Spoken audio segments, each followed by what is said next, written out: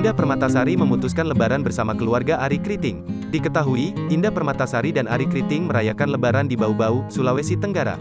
Momen berkumpul bersama keluarga tampak begitu hangat dan harmonis.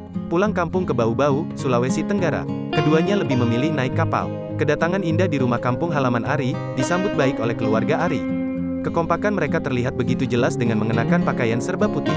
Keluarga Arie Kriting juga terlihat sederhana dan harmonis. Dalam unggahan terbaru yang dibagikan oleh perempuan berusia 24 tahun tersebut, Indah dan Arie begitu kompak merayakan Lebaran bersama di kampung halaman. Terlihat keduanya begitu serasi saat perayaan Idul Fitri tahun ini. Indah mengenakan busana muslim berwarna ungu, sedangkan Arie mengenakan baju koko berwarna putih lengkap dengan sarung. Dengan mengabadikan potret bersama, keduanya begitu kompak dan harmonis. Eid Mubarak 1443H. Mohon maaf lahir batin semuanya, tulis Indah dilansir dari Instagram, Jumat, tanggal 6 Mei tahun 2022. Tak sedikit, netizen ikut memberikan komentar di unggahan tersebut.